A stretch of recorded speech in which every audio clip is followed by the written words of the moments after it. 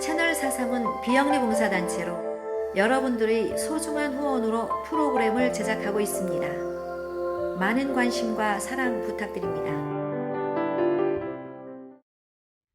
노란 유채꽃이 피었습니다. 노란 유채꽃이 피었습니다. 노란 유채꽃이 피었습니다. 노란 유채꽃이 피었습니다.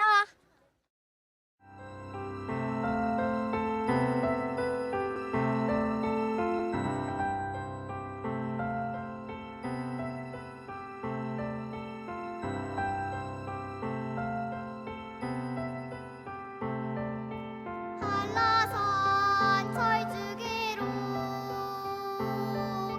굽닥한 옷을 입고 너른 백리 유채꽃으로 멍석을 배우는 사원.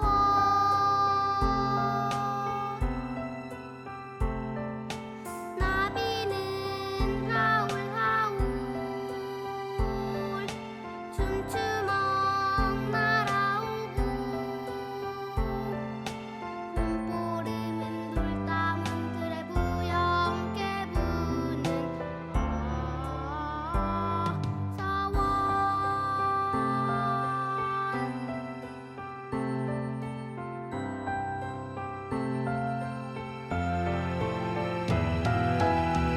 우리들과 언덕 싸움에 밤새나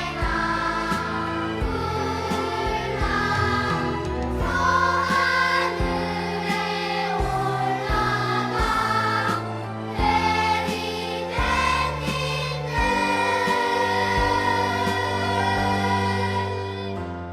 노란 유채꽃이 피었습니다. 랑랑 얼없는 물 내리댕 멜롱멜롱 그리운 님들이 우리를 지켜내 저 하늘이서 멜롱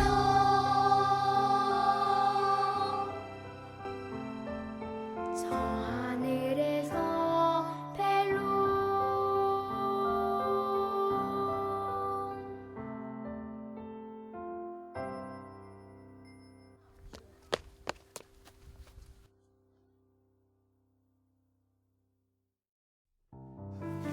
'채널43의 문효진입니다. 안녕하세요. 오늘은 43 그 진실을 찾아서의 두 번째 시간인데요. 오늘은 또 어떤 특별한 분 모시게 될까요? 저희가 4.3을 공부를 하다 보면 여순항쟁이라는 사건이 또 나옵니다. 한때로 저희가 예전에 스토리 펀딩을 진행을 했었을 때 네. 댓글에 네. 제가 막 4.3을 이야기를 하니까 네. 4.3을 인정하면 다음은 여순이냐 아, 이런 댓글들이 있었어요. 그래요. 그래서 제가 또 공부를 하셨군요. 또 공부를 하게 됐죠. 네. 하다 보니까 이 주철이 박사라는 분을 알게 됐어요. 그래서 그분의 이야기를 통해서 이 4.3과 여순의 관계. 이거를 꼭 알아야만 네. 정말로 4.3을 알 수 있겠다 이런 생각이 들더라고요. 네. 그럼 오늘은 주철이 박사를 통한 여순항쟁, 그 제주 4.3의 진실을 향해 가보시죠.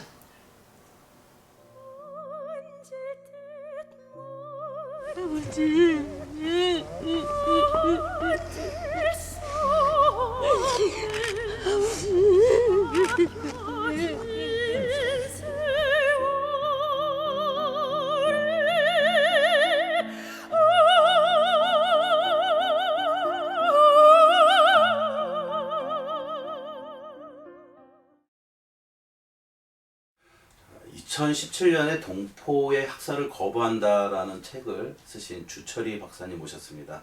안녕하십니까? 예, 반갑습니다. 그 얼마 전에 보니까 그 대형 문고에서 그 2018년에 꼭 읽어야 하는 그 인문학 도서에 이 동포의 학살을 거부한다라는 책이 선정이 됐어요. 예. 예, 일단 이거 뭐 축하드려야 되는 거죠. 예, 고맙습니다. 동포의 학살을 거부한다. 어떤 책이고 또 이런 곳에 그 선정이 된 이유가 무엇이라고 생각하십니까? 이제 동포의 학살을 거부한다는 제주 4.3도 지금 올해의 목표가 역사의 정의를 4.3의 정명입니다. 이 정명을 한다는 말은 다시 말하면 성격을 부여하는 거거든요. 근데 이제 지금까지 여순은 1948년 10월 19일 발발했던 여순에 대해서 보통적으로 반란 사건이다. 이게 반란으로 인식했던 경우가 많죠. 예, 그렇죠. 근데 이제 제가 공부를 하면서 그 반란의 목적과 14연대에 주둔했던 이 군인들이 제주도를 출동한 목적이 다르더라는 거죠. 그래서 이 다르다는 건 뭐냐면은 반란이 아니었다라는 것을 나타내고 있는 거죠. 그래서 이제 이 책을 통해서 그러면 반란이 아니면 1948년 10월 19일에 발발했던 것은 무엇인가? 이 성격을 규명하는 것이 가장 큰 목적이었습니다. 그래서 저는 이제 이 성격을 규명하는 과정 속에서 여순 항쟁이라는 명칭을 명명하면서 여순을 항쟁이라는 성격을 부여한 거죠. 이제 그런 의의가 있는 책이고요. 일단 지금 그러면 일단 항쟁이라는 거는 이제 박사님 이제 개인적인 당연히죠. 개인 연구자의 의견이죠. 예, 연구자로서의 어떤 그런 일단 그것이 그 명명이 될 것 같고요. 그렇죠. 예. 그다음에 이제 이번에 2018년에 대한민국의 인문학자 33인이 뽑은 이제 인문 교양서에 이제 제가 쓴 동포 학살을 거부한다가 선정되었는데 저는 이제 이 선정하신 추천서를 보면서 깜짝 놀랐었습니다. 추천서가 있어요. 예. 이 추천서를 보면서 그 추천서는 제가 실제 이 책을 썼던 당시의 심정을 그대로 이 추천서를 쓰신 분이 쓰셨어요. 근데 이 추천서 쓰신 분하고 저하고는 전혀 어떤 일맥상통한 부분이 없는데요. 연관되어 있지 않는데. 그 첫 번째가 뭐냐면 이 책을 읽는 과정 속에서 반공 이데올로기는 설 자리가 없다. 이게 우리는 지금 여순이나 제주 4.3은 반공, 빨갱이라는 데 먹칠되어 있거든요. 근데 그게 설 자리가 없게끔 제가 증명을 해냈다라는 거죠. 그 다음 두 번째는 이제 이것이 우리 제주 4.3도 마찬가지고 여순 항쟁도 마찬가지고 우리 현대사를 다루는 연구자들이 쉽게 다루지 않는 연구 부분 중에 하나입니다. 예, 그렇습니다. 왜 그러냐면 이념적 부분들이 많이 투여되어 있기 때문에. 근데 저는 그걸 다루었다라는 것을 높이 사주고 있고 두 번째는 이것을 반란에서 항쟁으로 규정하는 과정 속에서 제가 그 해석이 지금까지 국가적 관점이 아니라 여기에 살았던 민중적 관점, 그 다음에 당시에 왜 발발할 수밖에 없었는가 정치, 사회, 경제적인 문제들을 국가적 관점으로 보지 않았다라는 것. 해석을 달리했다라는 것을 높이 산 겁니다. 추천서에서. 예. 그 다음 세 번째가 있는데 이 동포의 학살을 거부한다의 핵심 자료는 1차 사료입니다. 1차 사료라는 것은 1948년에서부터 49년, 좀 더 가면 50년까지 당시에 내놓은 사료를 바탕으로 한 겁니다. 근데 지금까지 우리 제주 4.3이 되든지 여순이 되든지 거의 사료들을 보면은 국가에서 내놓은 사료일 뿐만 아니라 2차 사료들이 많습니다. 특히 증언을 갖다 1차 사료로 쓰는 경우들도 많거든요. 근데 증언은 자기 합리화가 굉장히 많이 내포되어 있는 겁니다. 자기 합리화가. 그래서 저는 2차 증언, 이 증언들은 굉장히 좀 잘 비판해봐야 된다라는 부분을 가지고 있는데, 그래서 이 추천서를 쓰신 분이 뭐라고 썼냐면, 사료만 충실히 따라가도 선입견에 벗어날 수 있다.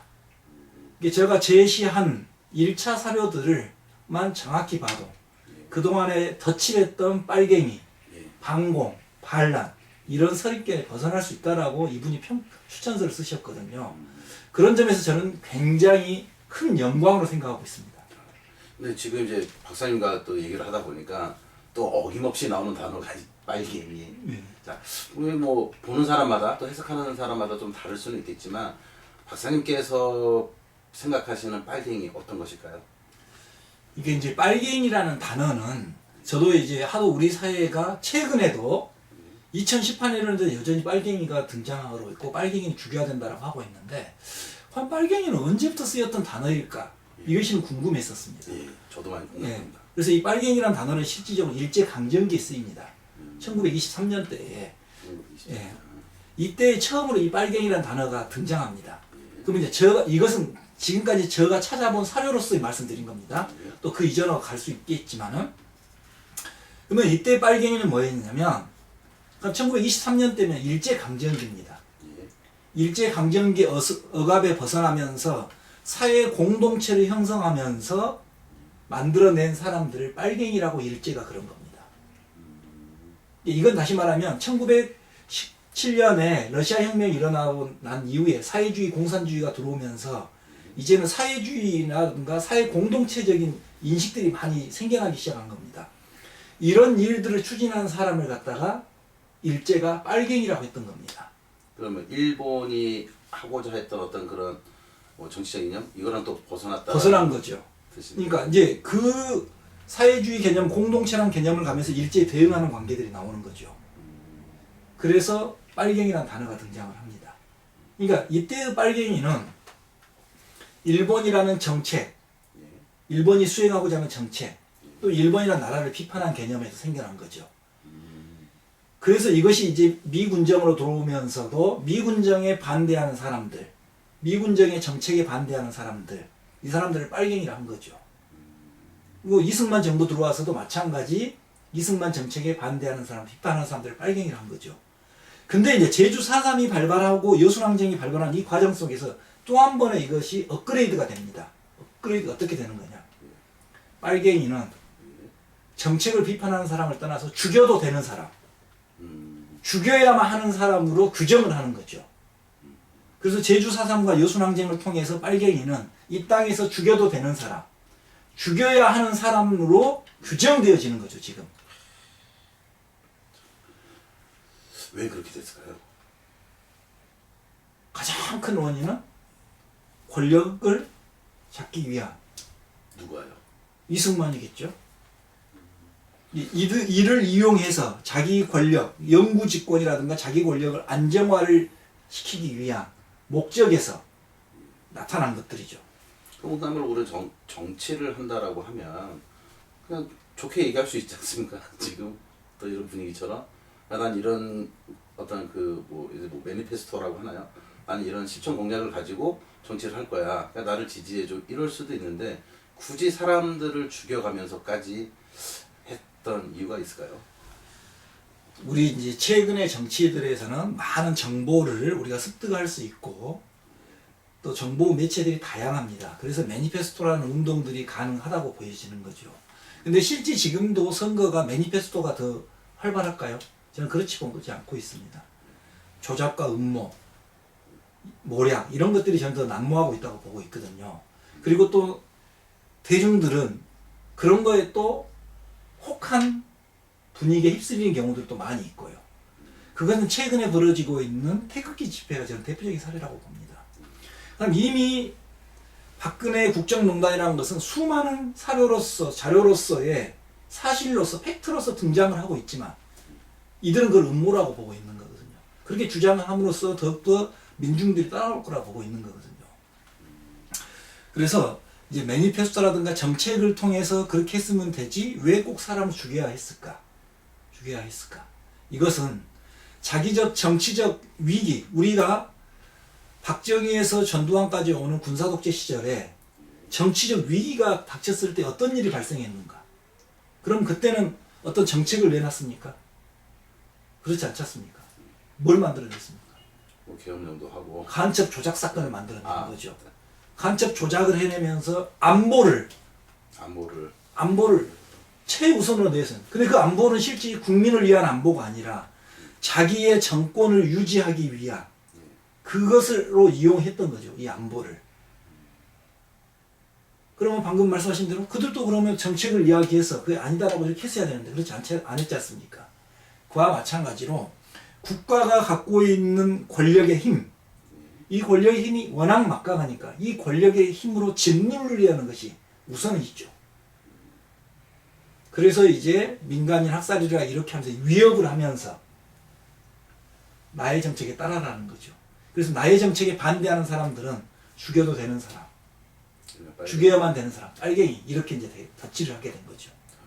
조금 좀 다시 돌아가서 말씀드리면 여순 항쟁이라고 이제 말씀을 하셨는데 네. 여순 항쟁 어떤 걸까요? 근데 여순항쟁은 지금까지 1948년 10월 19일 날 여수에 주둔하고 있던 제14연대 군인들이 제주도 출동 명령을 받죠. 근데 이 제주도 출동 명령, 군인은 상하 복종 관계가 정확하고 상하 명령 관계를 정확히 따라야 할 집단입니다. 그래서 정부에서 제주도를 출동해라. 그래서 제주를 토벌해라. 이런 명령을 내린 거죠. 14연대 군인들에게. 근데 14연대 군인들은 그 명령을 따르지 않은 거죠.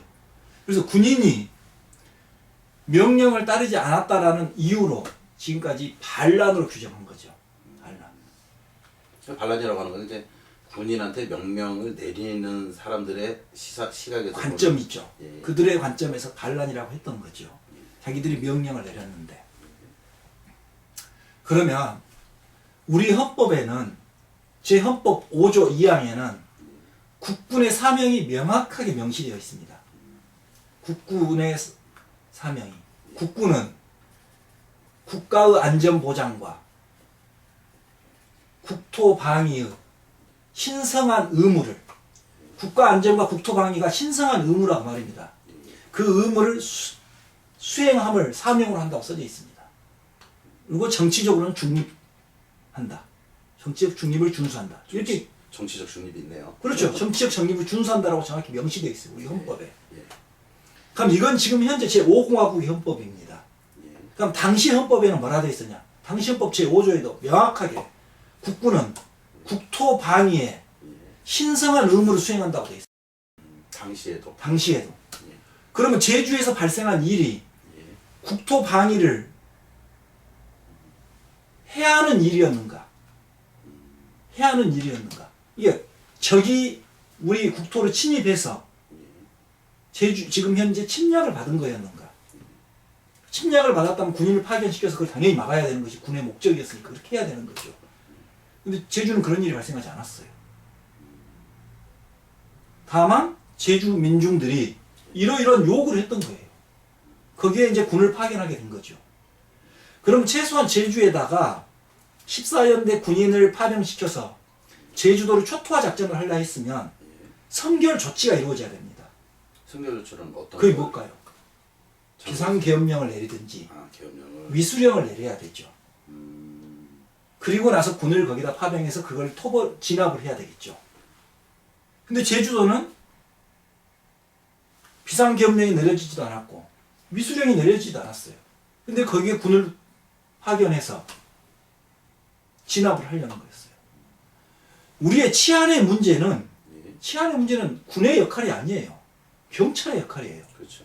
그래서 1948년 4월 3일 제주항쟁이 발생하자마자 4월 5일 날 제주 비상경비사령부가 설치됐어요. 이 비상경비사령부의 사령관이 경무부의 공안국장이었던 김정호였어요. 이게 경찰을 갖다가 사령관으로 앉혔다는 것은 제주는 치안 문제였다는 거예요. 군에 투입하는 문제가 아니라. 처음에는. 그렇죠. 근데 왜 느닷없이 거기다 군을 파견시키냐 말이에요.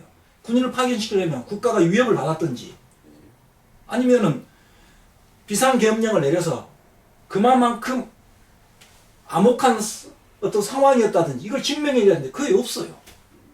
그런데 제가 이 4.3을 공부하면서 또 여순을 이제 알게 되고 그러던 과정 속에서 뭐 시청자분들도 마찬가지일 것 같아요. 제일 궁금했던 거 하나가 뭐냐면 도대체 뭘 알았길래 그런 반란을 일으키고 항쟁을 했는지 어떻게 알았을까? 그러니까 뭐 안 게 있으니까 당연히 이제 정부에서 가라는 거에 대해서 뭐 반란을 하고 항쟁을 하고 했을 건데 도대체 무엇을 알았길래 그렇게 행동을 했었는가라는 게 궁금하더라고요. 이가 이제 우선 제주도는 1946년 이전까지 전라남도에 속해 있었죠. 예.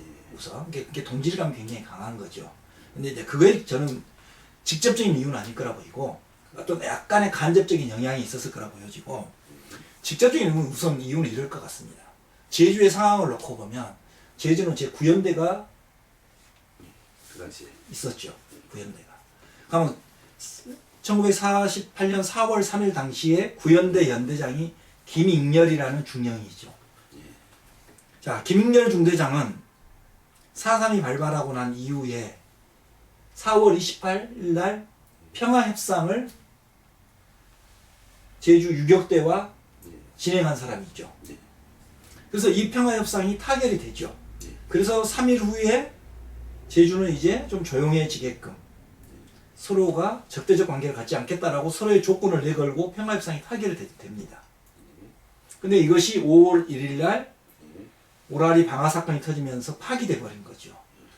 제주는 몇 번에 저는 좀 제주가 이렇게 많은 희생이 당하지 않을 수 있었던 계기들 시점이 좀 있었습니다.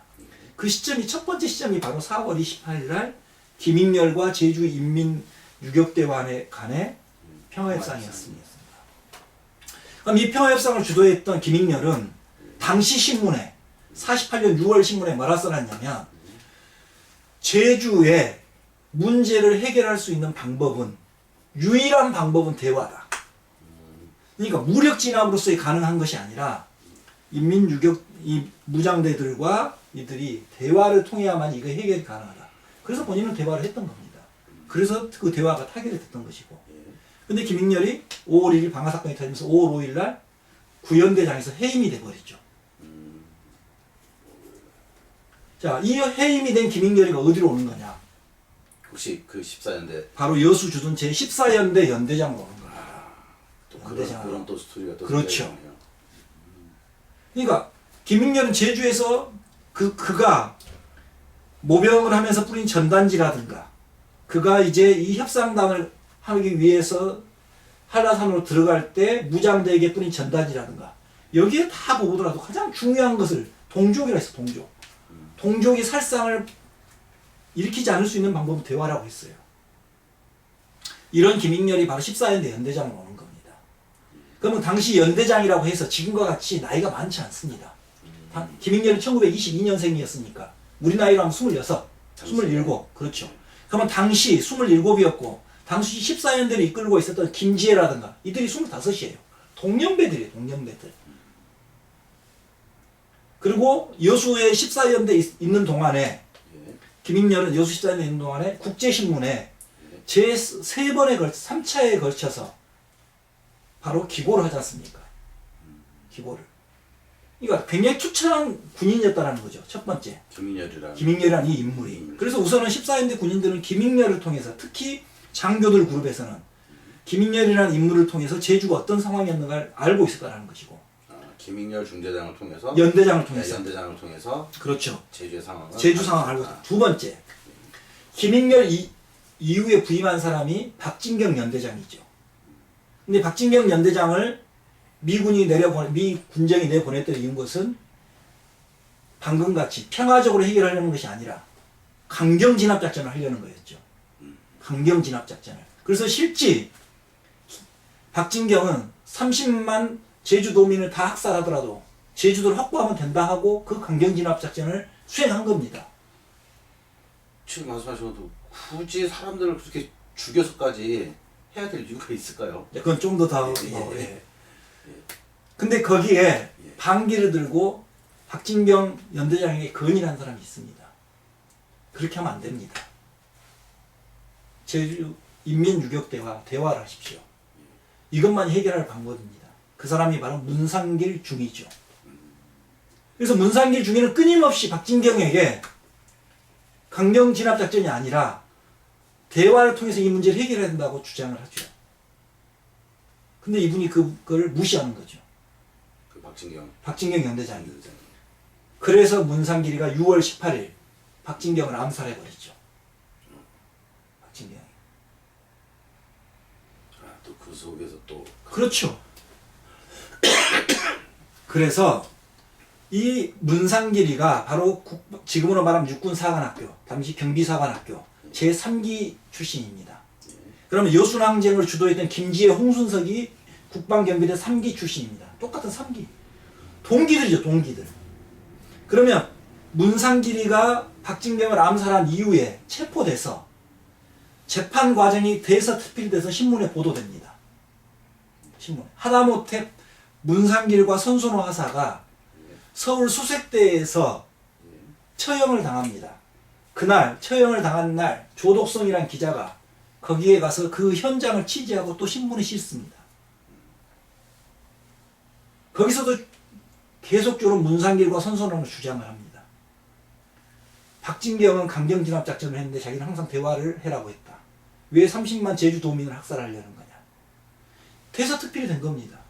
그럼 자기 동기가 지금 현재 사람을 죽여서 체포되어서 그렇게 재판을 받고 있는데 동기들이 그걸 몰랐겠습니까?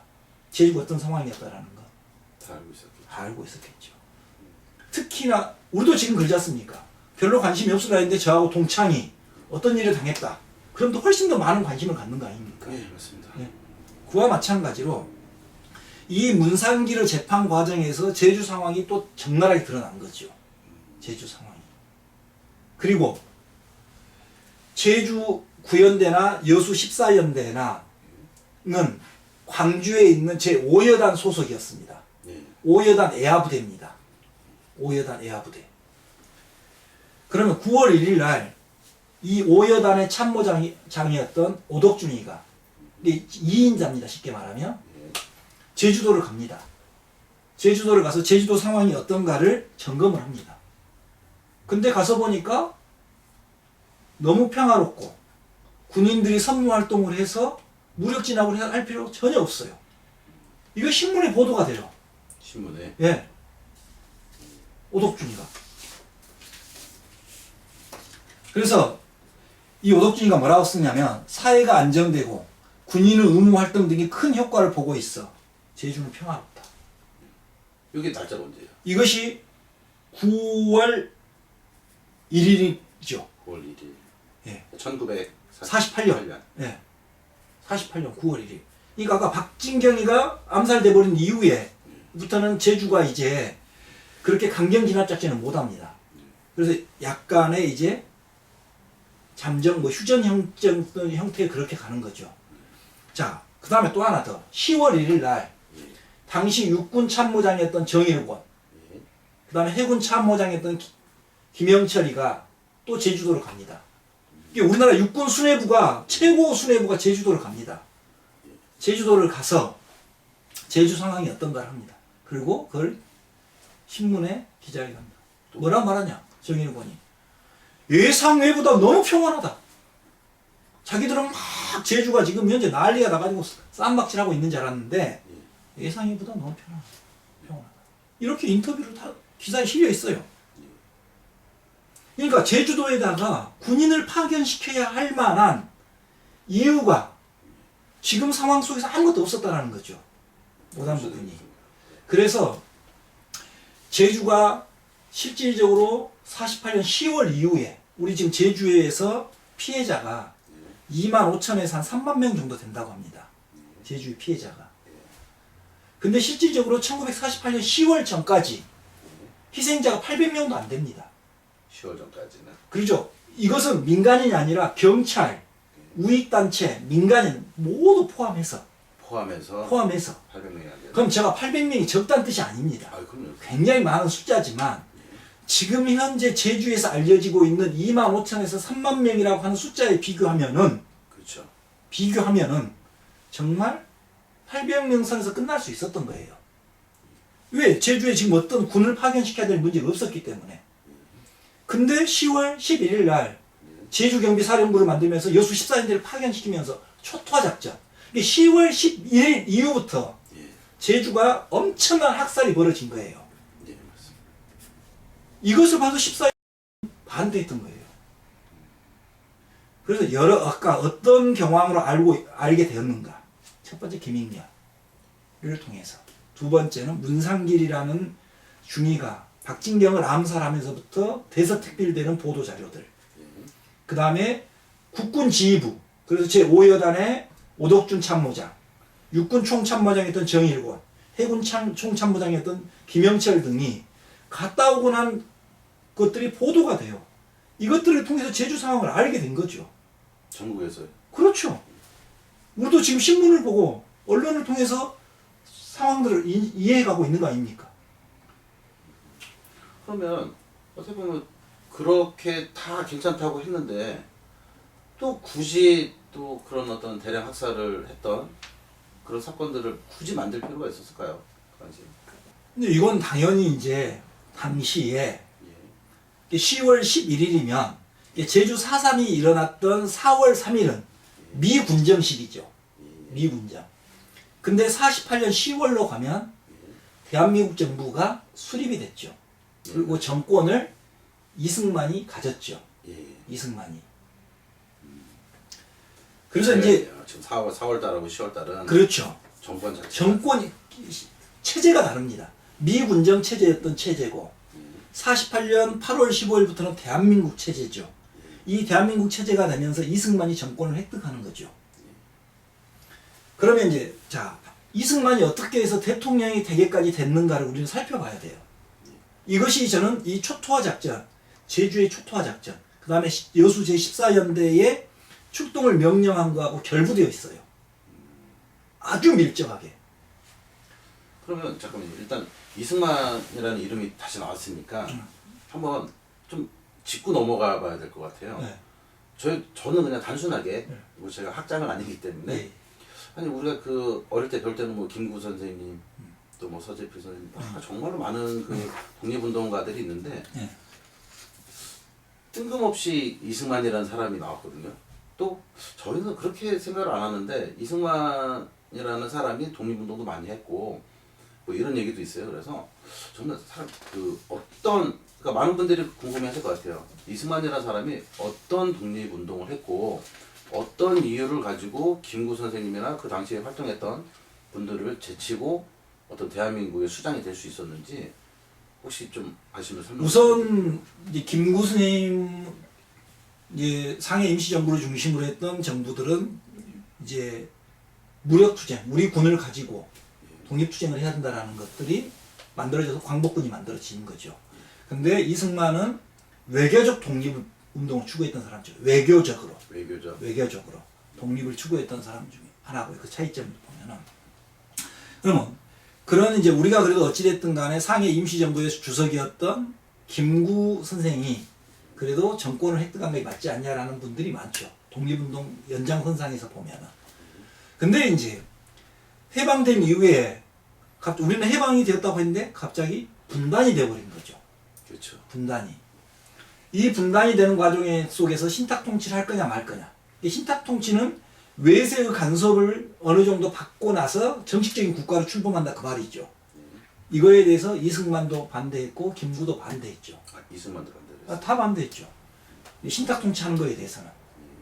근데 이제 그 신탁 통치에 대해서 찬성했던 사람들은 대표적으로 공산주의 계열이라든가 남노당 계열이라든가 이쪽은 신탁 통치를 해야 된다고 봤고요. 근데 그러면 이렇게 이승만과 김구는 신탁 통치, 외세 간섭에 서 우리나라가 다시 이렇게 한다라는 것에 대해 반대했지만 차이점이 하나 발생하죠. 1948년 이 신탁 통치가 반대되고 이후에 나서 이제 미소공동위원회에서 이제 선거를 하려고 그러죠. 선거를. 근데 이 선거가 북한에서 불가능해지니까 남한만의 선거로 들어서게 된 거죠. 그것이 50선거죠. 50선거. 그럼 이 50선거 과정에서 이제 김구 선생과 이승만은 달라지죠. 김구 선생은 내가 외세의 간섭에 국가 통치를 받는 건 반대했지만 그렇다고 국가가 분단되는 것은 있을 수 없는 일이다.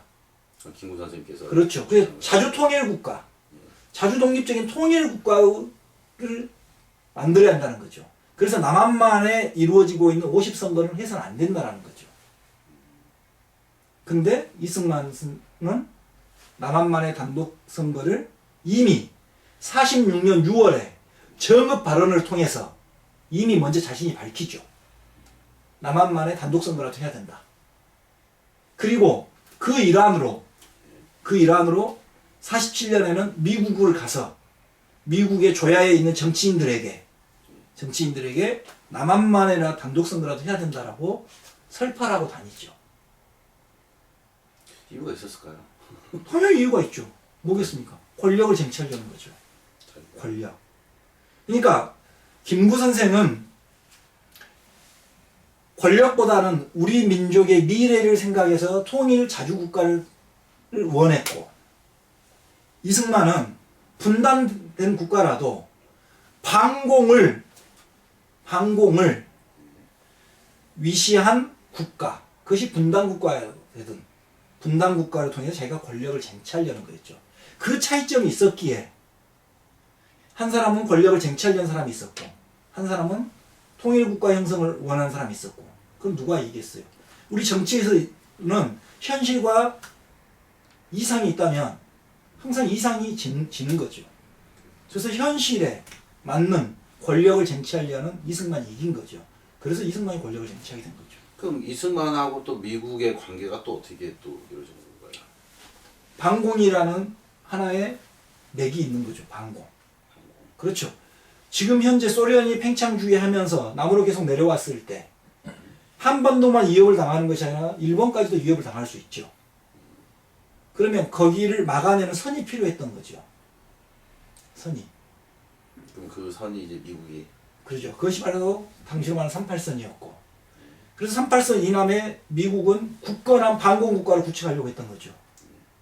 그 반공국가에 동의된 사람이 누구였습니까? 이승만이었죠. 그것이 서로 매칭이 돼서 권력을 쟁취하게 된 거죠.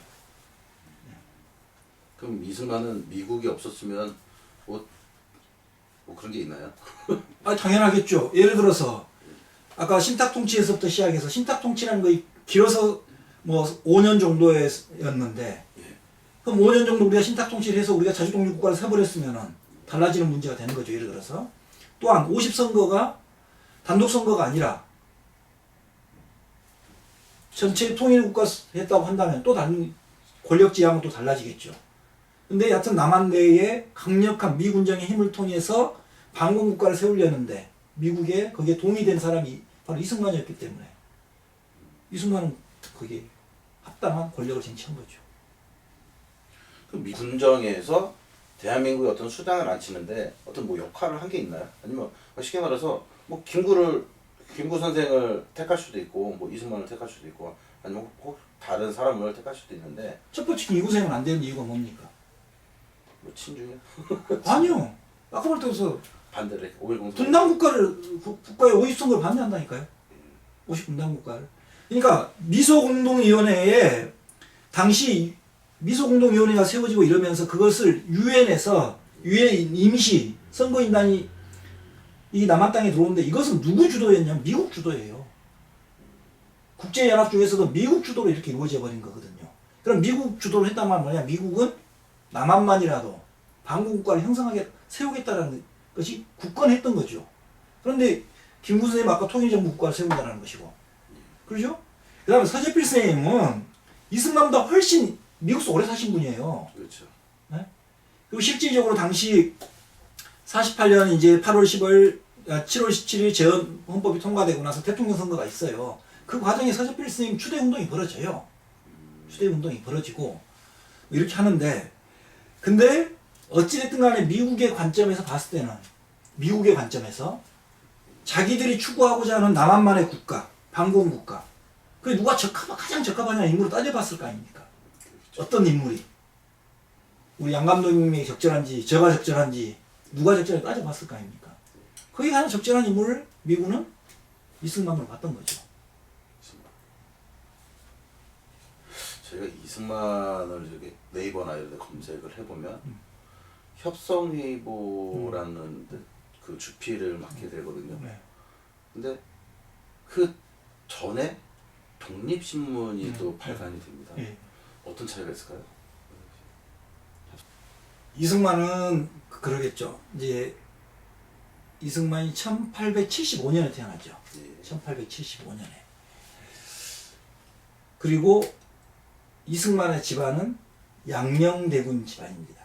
그러니까 왕족이네요. 예, 왕족이죠. 쉽게 말하면은 예. 세종이 충녕대군 아닙니까? 예. 충녕대군의 형이 바로 유해 형이 효령대군, 효령대군의 유해 형이 양녕대군. 그러니까 태종 이방원의 아들들이죠. 태종 이방원의 가장 큰 아들이 양녕대군이죠. 예. 둘째 아들이 효령대군이고.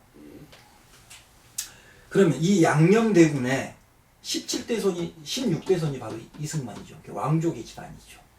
근데 양녕대군 하면 왕이 못 됐잖아요. 왕이 못 됐죠. 왕족이긴 하지만 그렇죠. 왕이 되지 못한. 그래서 이제 몰락한 선비의 집안이었고, 그 이후에 이제 아까 독립신문이나 이런 독립운동 관련돼서 초기 활동을 하죠. 휴게 활동을 해. 그리고 나서 1904년에 예. 금방같이 감옥에 있다가 풀려나서 미국을 가는 거죠. 근데 그 감옥에 갔던 것도 뭐 고종황제 폐위론, 음모론 이런 데 연루된 거잖아요. 연루돼서. 그러니까 어찌됐든 간에 그런 것들이 큰 틀의 의미로는 독립운동과 관련이 있죠. 큰 틀의 의미로. 독립운동에서 봤을 때 그렇죠. 이게 독립운동을 너무 막 우리가 범주를 적게 볼 수 있지만 넓은 범위로 좀 볼 필요도 있거든요. 이제 그런 걸 하다가 감옥 가서 난 이후에 1904년에 미국을 건너가죠. 이게 첫 번째 망명이죠, 미국에. 이제 망명이라고 봐야 되겠죠. 그러니까 이승만이 1875년에 태어나서 29살 정도 되던 해에 미국을 건너갑니다. 그리고 1910년에 잠시 다시 일시 귀국을 합니다. 그리고 나서 지금 우리가 말하는 YMCA 거기 지도자 생활을 잠시 하죠. 그리고 다시 1912년에 다시 미국으로 들어가 버리죠. 그러면 1910년이 네. 이 상당히 좀 의미가 있는 해인데 네. 어떻게 보면 이제 공식적으로 이제 일제 강점기가 시작된 해라고 봐도 되잖아요. 네. 그때도 저희가 자료를 딱 보면 또 이 이승만이 미국에서 박사학위를 받는 해도 또 저기 되더라고요. 박사를 받고 옵니다. 네. 예. 혹시 미국 영향하에 중인년이거든요. 예. 예. 예. 그런 사람이 저는 왔다라는 게 좀 뭐 그래서 이제 다시 이게 1912년에 다시 미국으로 들어갔죠. 그리고 나서 이제 해방 이후에 10월 달에 다시 귀국을 하죠. 그러면 해방 때 들어왔을 때면 45년이니까 그러면 70평생을 산 겁니다. 70평생. 대략 한 70. 70이죠. 1875년에 우리나라로 하면 71세고 70세. 근데 만으로 하면 70세가 되는 거죠. 이 70년 평생에서 보면은 해방 때까지 국내에서 산 기간은 한 30년에서 31년 정도밖에 안 됩니다. 나머지 다 외국에서. 그럼 미국서 살았어요. 미국서. 미국서. 그러면 국내는 당시 이승만이 태어난 시대에 우리는 봉건제라는 체제 속에 살았던 사람인데 어찌됐든 간에 민주공화국, 민주체제 속에서 오랫동안 아까 박사학위도 받았고 공부도 했고 또 독립운동도 했다고 하는 거죠. 그러지 않습니까? 그러니까 국내에 들어왔으면 그 자기가 공부했던 거 배웠던 것처럼 민주공화국, 민주체제를 운영을 해야 되는 거죠. 근데 이 사람은 아까 말했던 양녕대군 후손이었기 때문에 그렇게 오랫동안 습득된 자기 몸의 것을 벗고 다시 또 왕정처제의 모습을 보이려는 거죠. 왕정처제 모습. 그 대표적인 양자를 드리는 과정에서도 드러나죠. 양자를 드리는. 원래는 그 박승선 씨가 원래 본처가 되잖아요. 아들도 있었던 걸로 알고 있는데. 이게 이제 우리는 보통 모든 분들이 이승만의 부인 그러면 오스트리아 출신의 파란 눈 프란체스카라는 부인만을 기억하고 있죠. 예, 그렇죠. 우리는 이승만은 프란체스카라는 그 파란 눈의 여인과 결혼했다. 이렇게만 알고 있는 거죠. 근데 이미 이승만은 16살에 박승선이라는 여인과 결혼을 합니다. 그 사이에서 아들이 하나 태어나고 그리고 그 이태산이고 근데 이 이태산이 이승만이 아까 1912년에 미국으로 가면서 이 아들을 데리고 가버리는데 이 아들이 바로 필라델피아의 어느 요양원에서 죽어버립니다. 어린 나이에 죽어버리죠. 예. 그리고 이 죽어버리니까 이 박승선은 이게 이승만이 본부인이죠. 실제 보면 이 본부인이 입양을 한 사람입니다. 이은수라는 사람을. 그래서 이은수라는 사람을 입양해서 이제 해방 때까지 이렇게 같이 살죠. 그래서 해방이 된 이후에 이승만이가 귀국하니까 찾아도 갑니다. 근데 본부인은 거들떠 보지도 않습니다. 본부인은. 이런 것도 하나 우리가 좀 알아둘 필요가 있고요. 이제 그래서 양자를 삼았던 관계를 봐보면 다시 양자 이야기로 돌아가면 첫 번째 양자를 삼았던 사람이 이강석입니다. 이 이강석은 1956년에 첫 번째 양자를 삼는데 이강석은 당시 부통령이었던 이기붕과 김마리아 사이에서 난 장남입니다. 그러면 이 이기붕 집안은 누구냐? 아까 양녕대군, 효령대군, 충녕대군이라 했지 않습니까? 이 효령대군의 16대 손이 바로 이기붕입니다. 양자를 삼아도 그냥 일반인을 양자로 삼는 것이 아니라 족보에서 같은 왕족에서 왕족에서 양자를 삼았던 거죠. 근데 이승만 아까는 양명대군 계열이고 예. 이기붕은 효령대군 계열이죠. 그래서 여하튼 이 효령대군은 17대 손 이강석을 양자로 삼죠. 근데 이 이강석은 3.15 부정선거에 책임을 지고 자기 친부였던 이기붕, 김마리아 등과 같이 권총으로 집단 자살을 하지 않습니까? 아시네요. 또 네, 자기가 뭔가를 하고 싶었는데 그렇죠. 또 그런 결과가 나왔죠. 그래서 이승만은 하와이로 망명을 하죠. 하와이로 망명해서 또 이제 양자를 삼죠. 그 양자가 지금도 살아계신 이인수 씨죠. 이인수. 네. 이분은요? 그러면 이인수 씨는 어찌 되냐? 바로 아까 이인수 씨는 이승만의 직통 계열인 이 양명대군의 17대 손입니다. 17대 손. 이승만은 16대 손이고 자기 직통에서 양자를 삼은 거죠. 민주공화국 체제에 그렇게 오랫동안 살았다면서도 여전히 양자를 드리는데 우리 지금 미국이나 예를 들어서 다른 서부 유럽에서 우리나라 어린아이들을 많이 양자로 데려갔지 않습니까? 그들이 혈통을 따졌습니까? 혈통을 따지다면 우리 사람도 데려갔겠습니까? 그래 않지 않습니까? 근데 오랫동안 그렇게 30 몇 년 이상을 미국이라는 그 민주체제에 살았다 함에도 불구하고 계속적으로 자기 양자들은 이렇게 가는 거죠. 그러면 반대로 아까는 이제 그 고종황제 폐이론이나 이런 부분들 또 협송해고 이런 부분에 대해서 사실 이제 독립운동을 하셨다라고 이렇게 좀 넓은 범위에서 이렇게 해석을 해주셨는데 지금 이렇게 얘기를 들어보면 어떻게 보면 왕권을 탈환하고 싶었던 그런 욕심이 있었던 게 아닌가 생각이 들거든요. 이게 과연 독립운동이냐? 왜냐면 지금 서재필 씨가 서재필 선생님이 독립운동을 할 때 30세가 넘었거든요. 근데 그러니까 96년이죠. 1896년에 4월에 독립신문이 네, 발간이 되고 그렇죠. 11월에 협성일보가 이제 그 발간이 됐는데 두 사람의 나이 차이가 너무 커요. 당연하죠. 32 32세 정도 되고 그 다음에 25 정도 돼요. 25세 네. 되고 그러면 나름대로 독립운동이라는 어떤 우리가 그 신문이 먼저 하신 분들이 이렇게 서행되고 있다면 오히려 거기에 이렇게 좀 지지를 해서 같이 이렇게 확산을 해야 되는 게 같이 어떤 독립운동의 맥락으로 볼 수가 있을 것 같은데 지금 이런 얘기를 듣고 다시 이거를 생각해 보니까 이때부터 어떤 그 정치적 어떤 그런 거에 욕심이 있던 게 아니었을까. 그럴 수 있었겠죠. 근데 그거는 이제 그러한 근거를 대기는 쉽지 않고요. 예. 쉽지 않고. 단 이제 이거 하나는 말씀드리고 싶은데 우리가 독립운동이라는 것이 예. 독립운동이 초기에 독립운동했던 것들은 조선이라는 왕권 체제를 왕정 체제를 그대로 복원하려는 사람들도 있었어요. 그 당시 해방 이후에 아니야, 해방 이후가 아니라 1890년 그 시기들에 90년씩. 그렇죠. 그 시기들에서는 이 조선이라는 왕정체제를 그대로 하려는 사람들도 있었고 또는 이 왕정체제를 무너뜨리고 민주공화국 체제를 가지려는 사람도 있었을 것이고요.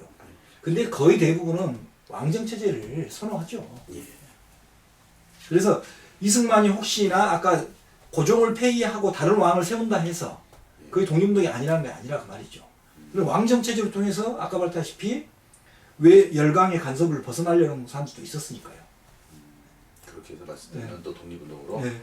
갈 수도 있다. 자, 그다음에 제가 또 하나 이게 또 그 궁금한 건데 이제 다시 이제 뭐 사삼하고 여순으로 이렇게 한다고 그러면은 여순을 저는 개인적으로 아까 말씀하셨던 것도 듣고 이렇게 보면 빨갱이가 아니었다라는 그러니까 제주도 사람들이 그 학살당했던 사람들이 빨갱이가 아니었다라는 거를 어떻게 보면 유일하게 또 증언해주는 사건이 될 수도 있겠다. 그렇죠. 여순이라는 그 사건 자체가 항쟁 자체가 그런 이제 의미로 보게 되는데 아까 말씀하셨듯이 이제 10월부터 이제 그 전에는 그러니까 10월 전에는 뭐 한 800명 이하로 언저리 그 인원이 이렇게 좀 사망을 했다고 보면은 그 후로 해서 이제 갑자기 이제 이렇게 많은 사람들이 사망을 하게 됐어요. 학살이 된 거죠. 이유가 어떤 14년대 거부가 됐죠. 14년대가 거부하면서 뭐가 발생했습니까? 여순항쟁이 발발했죠. 예, 그래서 여순항쟁은 8일간에 갑니다. 그리고 10월 27일 날 여순은 이제 여순항쟁이 여수가 마지막에 이제 국군에게 모두 진압되면서 여순항쟁은 쉽게 말하면 이제 그 발발 관점으로 보면 끝나는 거죠. 끝나죠. 그럼 이때 당시에 대한민국 최초로 당시 우리나라는 공군이 없었습니다. 당시에는 육군하고 해군만 있었습니다.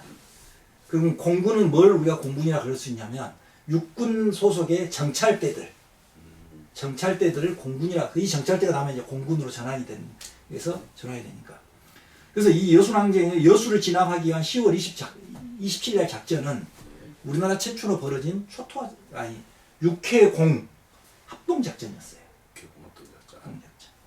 그래서 합동작전으로 바다에서 함포를 싸고 육군이 들어오고 공군에서 비행기에서는 정찰해주고 이렇게 해서 진압이 됩니다. 그럼 그때도 이제 정부 차원에서 봤을 때는 다 빨갱이들이었겠네요. 당연하죠. 일단은. 네. 그래서 이렇게 진압을 하고 한 이후에 이제 그들이 말하는 부역자 혐의 색출을 하는 거죠. 부역자 혐의를. 그 부역자는 다시 말해 빨갱이라는 이름이 되겠죠. 이들을 색출해서 학살하죠. 그 학살이 끝나고 난 이후에 바로 제주도로 이제 가는 거죠. 다시 이제 바로. 그렇죠. 그래서 송유찬을 중심으로 해서 이들이 가서 제주를 토벌하기 시작하는 거죠. 그래서 제주가 학살이 많이 발생한 거죠. 여수 14연대는 안 갔지만 여수를 진압한 국군이 다시 가는 거죠. 그 사람들이. 그렇죠. 그러면 지금 이제 날짜상으로 봤을 때 네. 좀 보면 이제 뭐 쉽게 말해서 우리가 4월 달에 이제 사상이 발생을 하고 네. 뭐 이제 10월 달에 이제 여순이 네. 발생하고 10월 이후에 많은 사람들이 뭐 여수든 제주든 많은 사람들이 죽었거든요. 그리고 나서 이제 해가 바뀌고 또 다시 4월이 되면서 네. 국민보도연맹이라는 게 나와요. 이게 이제 국민보도연맹은 예. 저는 이제 국민보도연맹을 누가 설명을 요구하면 이렇게 말하죠. 빨갱이의 다른 말이다. 빨갱이의 다른 말이 국민보도연맹이다. 그러니까 자익에 있어서 니네들이 신분이 위태로우니까 국가가 니네들을 보호해 주겠다라는 명목으로 만든 것이 국민보도연맹이죠. 국민보도연맹. 근데 이 국민보도연맹을 결성하고 나서 이 국민보도연맹에 가입하는 과정 속에서는 이들이 정말 좌익이고 빨갱이에서 가입된 게 아니죠. 모든 지역이 할당이 돼요. 제주시 일도동에서는 몇 명을 해라. 서울시 성북구 성복동에서는 몇 명을 해라. 부산시 동래구 무슨 동에서는 몇 명을 해라. 이렇게 할당이 되어요. 할당이 되니까 공무원들이 어떻게 하겠어요? 이름을 적어요. 그냥. 그래서 자기는 자익도 아니고 아무것도 아닌데도 거기에 가입되게 된 거예요. 근데 이들이 이제 1950년 6월 25일 전쟁이 나고 어떻게 됐습니까? 아마 20만 명 이상. 20만 명 이상이 학살을 당해버리죠. 그렇죠. 그 학살은 바로 제주에서 여순에서 초토화했던 그 일직선상에 하나로서 빨갱이로 보고 전부 학살을 해버린 겁니다. 그래서 저는 국민보도연맹의 달의 이름은 빨갱이다. 빨갱이다. 그래서 빨갱이라는 이름 하에 이들을 보호한다 했고 이들이 빨갱이라고 생각이 되었기 때문에 6.25 전쟁이 터지자마자 여순항쟁과 제주항쟁처럼 그냥 초토화해서 전부 다 학살시켜버렸다. 이렇게 보는 거죠. 그러면 뭐 어떻게 보면 이제 거꾸로 네. 보면 국민보도연맹이 뭐 4.3이고 여순이고 이렇게 볼 수도 있을까요? 당연하죠. 이제 여순 이렇게 되는 거죠. 여순이 발생하고 나서 국군에서 숙청이 벌어집니다. 숙군 작업이. 이게 군을 숙군하는 과정들이 발생합니다. 그래서 그런 권력기관들은 그렇게 해 가는데 그러면 이제 민간인들은 어떻게 할 것이냐? 이 자익에 물들어 있는다고 생각되는 이들은 어떻게 할 것이냐? 그 사람들을 했던 게 그게 그렇죠. 보도연맹. 이게 군이라는 기관 속에서는 숙군으로 이들을 갖다가 처형하고 이렇게 했는데 또 그 다음에 마찬가지 여순이나 제주에서 아까 말한 부역자라는 이름으로 많이 학살했어요. 학살했음에도 불구하고 아직도 자익적인 냄새가 있거나 자기들이 저 사람은 자익이라고 생각하는 사람들이 남아있었을 거 아닙니까? 그들을 이제 국민보도연맹으로 만든 거죠. 보도연맹. 그래서 그들을 국민보도연맹으로 만들어서 6.25 전쟁이 터지니까 학살을 한 거죠. 그러면 이게 저희가 어떻게 보면 이제 제주 4.3 하니까 제주도만의 이렇게 사건으로 생각하고 일로만 생각을 하는데 그 어떤 그 당시에 이승만 정부가 이렇게 자리를 잡기 위해서 반대하던 빨갱이들을 죽이는 과정, 속출하고 죽이는 과정 속에서 4.3이 일어나고 여순이 일어나고 보도연맹으로 이어진 거죠. 예.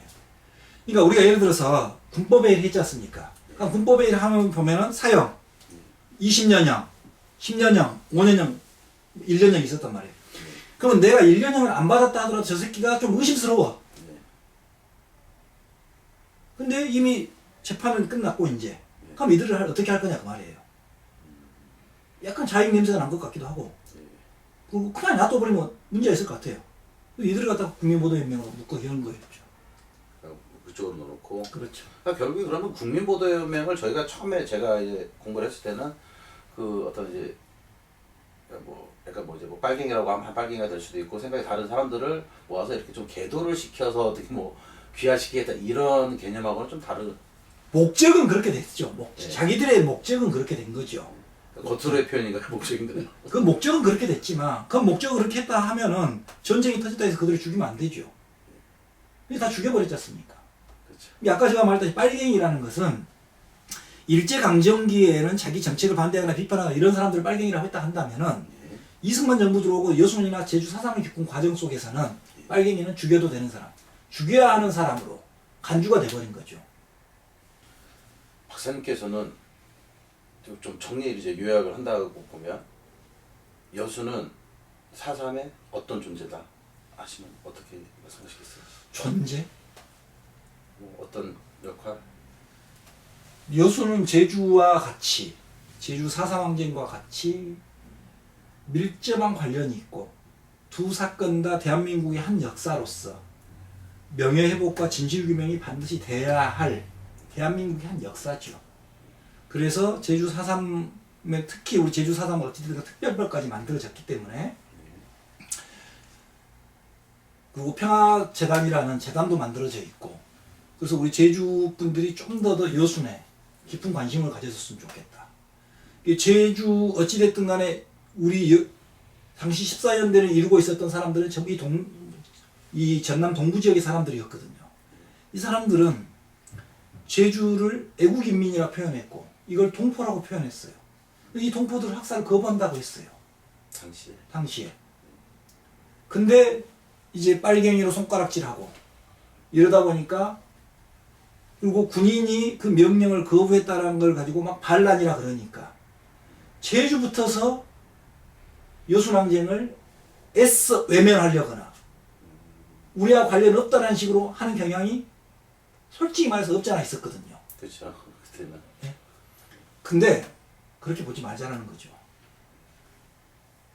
그래서 제가 이제 이 역사를 특히 이제 저는 이 현대사를 전공하다 보니까 제주 4.3 항쟁이 대한민국 역사에 아주 중요하다고 한 만큼 여순항쟁도 아주 중요해요. 그렇죠. 같이 해줘야 되는 거예요. 이게 제가 동포 역사를 거부한다를 쓰면서 여순항쟁만 위대하다라고 쓴 게 아니에요. 제주 4.3 항쟁을 제가 명기하고 있지 않습니까? 같이 연구를 해주고 같이 당시에 국가의 권력의 불합법적인 것으로 이루어진 일이라고 같이 연구를 좀 해줘야죠. 그리고 같이 보듬어주고 가야죠. 아까 말했던 제주는 지금 어찌됐든 간에 특별법도 만들어졌었고 평화재단도 있고 근데 여수는 지금 현재 아까 군인이 일으켰던 반란이라는 족쇄에 채워져서 아무것도 못하고 있거든요. 그럼 제주가 좀 도와줘야죠. 제가 먼저 번에 그 제주에서 그 강의하신 걸 봤어요.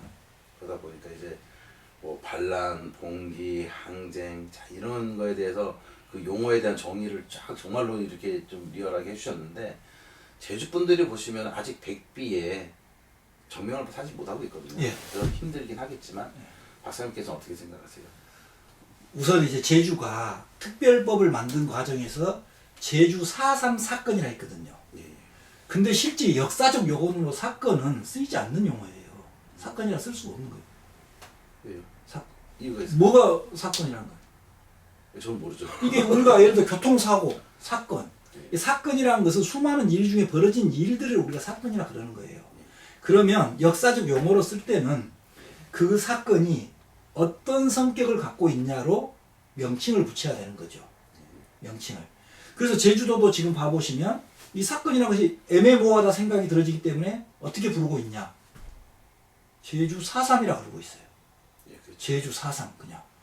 항쟁이냐 민중운동이냐 뭐 양민학살이냐 이런 것이 아니라 이 말은 다시 말하면 성격을 규명을 못하고 있다는 뜻이죠. 그래서 이제 특히 현대사를 하는 역사자들이 이 사건이라 쓴 이유를 중립적 가치를 부여했다 그래요.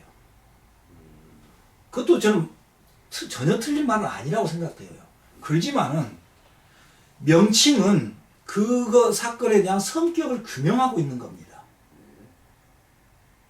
그러면 당연히 그것이 무엇이었는가, 그 성격이 무엇이었는가를 명확히 해줘야죠. 중립적인 것이 아니라. 이거에 저는 좀 하나 그래서 말씀드리고, 저는 이걸 한 가지 묻고 싶어요. 제가 최근에 예. 이런 기사를 한 편 봤어요. 이번에 그 4.3 제6회 4.3 평화 문학상 예. 그 선정이 됐더라고요.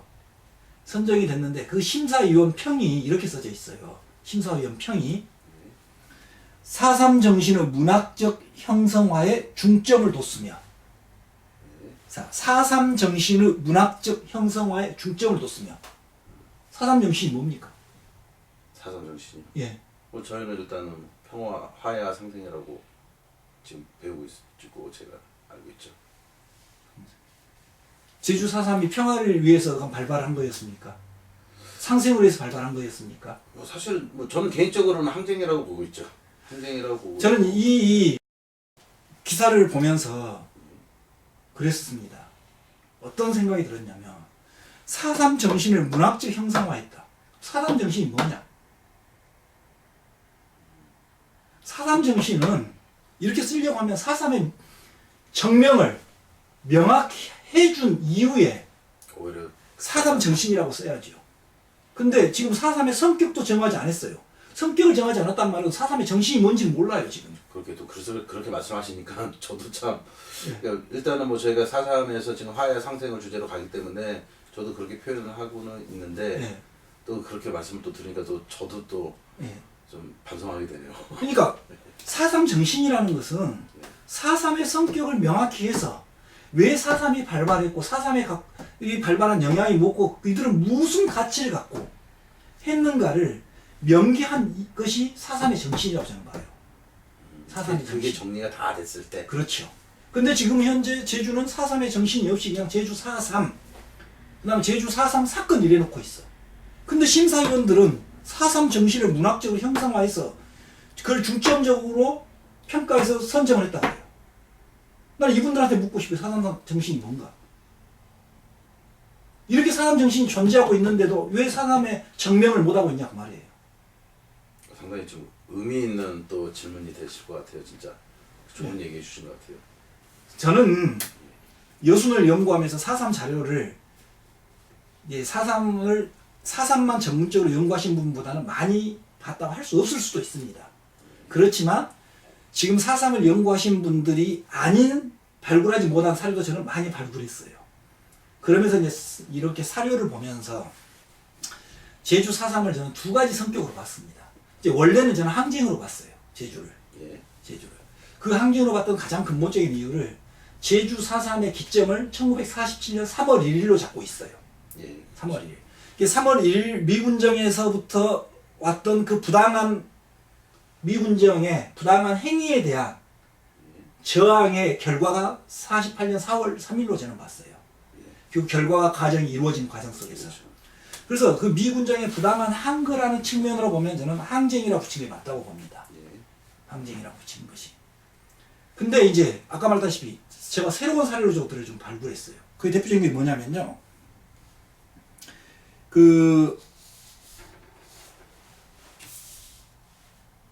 1948년 7월 15일부터 7월 15일이요. 7월 22일까지 호남신문에서 제7회에 걸쳐서 이 동남의 제주도를 찾아서라는 것을 연재합니다. 7회에 걸쳐서 동남의 제주도를 찾아서 이 제목으로. 그러면 기존의 지금 자료들은 거의 다 국가의 관점에 써진 거예요. 진압이랑 토벌이라는 관점에서 거의 기사들을 그대로 써 베꼈어요. 기사들을.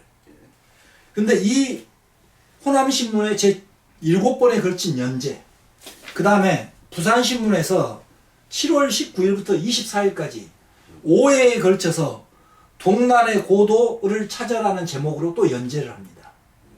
근데 그 다음에 또 조선중앙일보에서 2회에 걸쳐서 연재를 하고, 그러면 호남신문이나 부산신문이나 이 조선중앙일보의 이 신문의 기사는 국가가 개입되어 있지 않아요. 기자가 실제 제주도를 다니면서 제주 민중들을 만나면서 취재를 해서 기사를 썼어요. 이게 1948년 예. 7월에 예.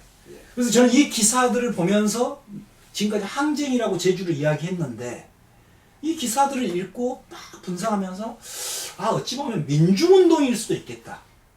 제주 4.3 항쟁에서 민중운동일 수도 있겠다. 그러면 여기서 이제 과연 운동과 항쟁이 뭐냐라는 문제가 생길 수 있어요. 차이를 예. 알아야죠. 근데 아직까지 우리 여고에서 이런 거 막 다들 개념을 정리하지 않고 그냥 이름을 붙이는 겁니다. 아까 말한 항쟁은 부당하게 항거한 겁니다.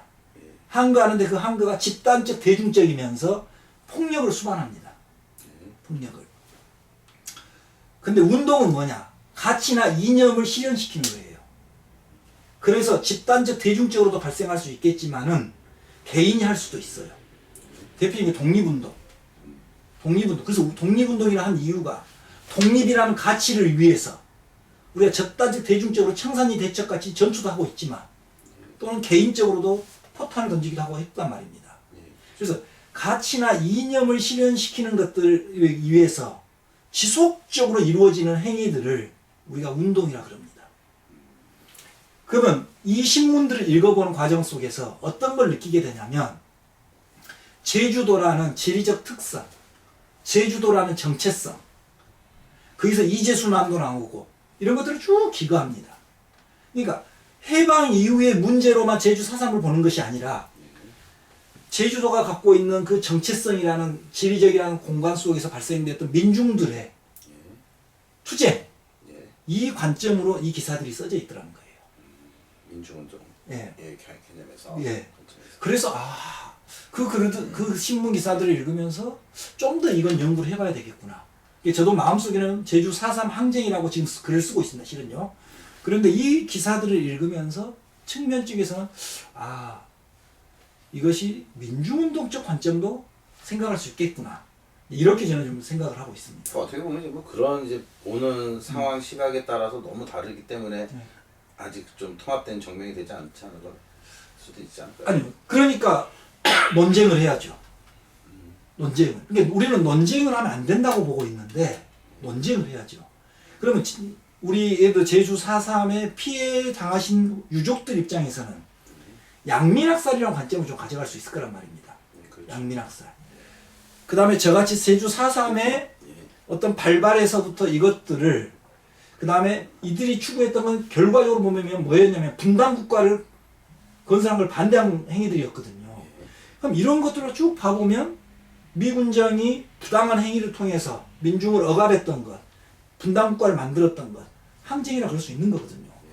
최근에 제주에서 제주 70주년 사업들을 이렇게 막 진행하니까 제주 우익이라고 하고 있고 제주도지사까지 하셨던 신구범 씨 같은 사람들은 지금 현재 진상규명서에 써진 것을 다들 반박을 하면서 폭동으로 가려는 말들을 하고 있단 말입니다. 그러니까 폭동이라는 관점이 있을 것이고 민간인학살이라는 관점이 있을 것이고 항쟁이라는 관점이 있을 것이고 민중운동 관점이 있을 것이고 통일운동이라는 관점도 있을 것이고 이걸 전부 논쟁을 벌려서 하나의 정명을 해야죠. 왜? 70년이나 됐어요. 70년. 근데도 아직도 그것을 정명을 못한다? 그럼 언제 정명해요? 그럼 앞으로 70년 후가 지나면 또 정명할 수 있을 것 같습니까? 더 힘들겠죠. 그래서 저는 이러이러한 주장들을 놓고 이제 어느 것이 더 타당한 제주의 관점인가를, 그 명칭이 맞는가를 빨리 정해야죠. 제주를 기억하고 계신 분들, 제주분들이나 또는 육지에 계신 분들이나 또 여순을 기억하고 있는 분들. 근데 이분들이 기억하는 제주 4.3 항쟁이나 여순 항쟁은 국가적 관점입니다. 이게 제주도 4.3 항쟁도 그리고 여순 항쟁도 그리고 본격적으로 연구가 이루어진 시기가 2000년 이후라 보시면 됩니다. 근데 이분들이 전부 본 자료들은 그 전에 국가적 관점에서 써진 자료들이거든요. 아까 대표적으로 신구범 씨가 저는 3가지 안을 제시했더라고요. 그거 보면서 저는 웃음을 지었습니다. 아직도 그 국가적 관점에서 내놓은 사료들을 가지고 그것이 팩트인 양 이야기를 하고 있어요. 그게 아니라는 거예요. 그래서 우리 당연히 관점이 여러 관점이 있겠지만 그 관점을 정리하는 과정 속에서 제발 부탁드리건데 국가적 관점이 아닌 2000년 이후에 제주의 양민과 관점이라는 민간인학살이라는 관점에 써진 책도 있을 것이고 또는 제주라는 지역을 특성을 드러내는 글도 있을 것이고 다양한 글들이 나옵니다. 그럼 이런 책들을 좀 읽어보고 우리 아이들에게 이야기하고 교육하자라는 거예요. 대표적으로 제주 4.3에서 제주 4.3을 문화관광 해설하시는 분부터서 이분들부터서가 제주 4.3 평화공원에 가서 기념관에 가서 보면 그 써져 있는 글부터서가 전부 국가적 관점이에요. 제주 도민의 관점이 전혀 들어있지 않아요. 지금 말씀하신 게 우리가 그 평화공원에 가면 이제 뭐 4.3에 대해서 설명해 놓은 그렇죠. 그런 자료들이나 이런 것들이 그게 전부 국가적 관점이에요. 국가적 관점. 근데 왜 국가적 관점으로 보냐 그 말이에요. 그다음에 그 국가가 그러면 노무현 대통령이 2006년 4월 3일 날 제주에서 위령제 날 그렇게 말했잖아요. 국가 권력은 합법적으로 사용되어야 한다. 혹시 국가 권력이 합법적으로 사용되었는가? 사용되지 않았어요. 그렇게. 근데 여전히 국가적 관점으로 그런 기록을 해놓고 있어요. 국가 권력이 합법적으로 사용되지 않아가지고 잘못된 사건인데 국가 관점으로 국가를 옹호해주고 있어요.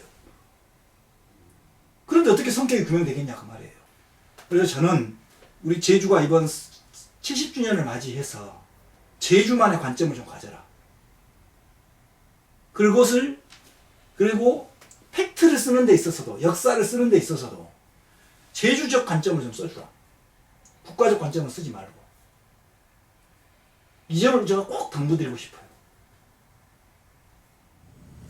네, 주철이 박사님의 이야기 들어보니까요, 이 제주 4.3에 대한 표현들이 굉장히 다양한 것 같아요.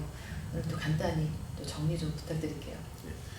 일단 몇 가지 많은 얘기들을 해주셨는데 제일 중요한 거 하나는 여순 항쟁 사건은 4.3 그 당시에 제주도 사람들이 빨갱이가 아니었다라는 거를 민간인도 아닌 군인의 신분의 사람들이 증명을 해주고 있는 유일한 사건이라고 저는 말할 수 있을 것 같아요. 굉장히 중요한 사건이에요. 그렇죠. 빨갱이라고 해서 죽였는데 빨갱이가 알고 보니까. 아니다라는 거를 증명을 해줬던 그런 사건들. 그럼 결국에는 우리가 빨갱이 때문에 죽은 게 아니라는 거죠. 명분은 빨갱이였지만 그런 부분들에 대해서 좀 증명을 해주는 중요한 사건이라고 보고 있고요. 그다음에 이제 그 국민보도연맹이라는 게 나오죠. 그래서 4.3 또 여순 항쟁 그 이듬해 4월에 국민보도연맹이 나왔을 때 국민보도연맹 자체는 사실은 그 빨갱이들이니까 이데올로기적인 사람들을 속아내는 그런 네네. 작업이었었거든요. 네네. 뭐 죽인다 이런 부분들은 뒤에 나오겠지만은 네. 결국은 그걸 속아내기 위한 작업을 왜 했겠냐라는 거죠. 범위가 커져서 그렇겠죠. 왜? 소탕이 안 돼서. 4.3에서 이제 4.3은 민간인의 그렇죠. 개념이었었는데 이거는 이제 군인들까지 했거든요. 합세를 해서 이거를 어떻게 정리를 해야 될까 해서 나온 게 국민보도연맹인 거죠. 4월, 10월, 4월 딱 1년 동안에 벌어진 시간이 되죠. 그러면 국민보도연맹이라는 것 자체가 전국적인 아이템인데 네. 그럼 4.3이 제주도만의 아이템이냐? 그렇지 않다라는 거를 증명해 주시는 또 그런 내용이라고 보시면 될 것 같아요. 네, 제가 듣기로 또 다음에는 대만을 가신다고 들었어요. 예. 네, 어떤 분을 또 만나러 가시나요? 일단 주리피 교수를 만나러 가게 되는데 저희가 1부에서는 양조원 선생님을 통해서 제주 4.3에 대한 어떤 개념, 기술적인 개요를 알았다라고 보면은 거기서 조금 이제 벗어나서 여순을 통해서 우리 당시에 제주도를 변호해주던 집단들이 있었다. 라는 것을 저희가 증명을 하고 또 지금 여기에 나오면서 국민보도연맹이라는 게 또 나오기 시작하거든요. 그래서 4.3은 제주도만의 사건이 아니라 전국적인 사건이었다라는 거를 저희가 이야기를 하게 증명을 하게 되는데 그 과정 속에서 했던 인물들이 있어요. 네. 근데 이 인물들에 대해서 저희가 근거를 또 제시를 해야 되겠죠. 근데 그거를 국내보다는 네. 대만의 둘둘팔 사건을 통해서 그 당시에 이 동북아 동남아 이 지역에 대한 어떤 분위기를 알고 나면 조금 더 보는 시선이. 정말로 이런 거구나 라는 걸 아실 수가 있을 것 같아요. 그래서 제가 대만의 주리피 교수를 만나러 갔다 옵니다. 알겠습니다. 다음 방송은요, 우리 주리피 교수를 만나러 대만으로 떠난다고 하는데요. 많은 시청 부탁드리겠습니다. 감사합니다. 감사합니다. 감사합니다. 채널 4.3은 비영리 봉사단체로 여러분들의 소중한 후원으로 프로그램을 제작하고 있습니다. 많은 관심과 사랑 부탁드립니다.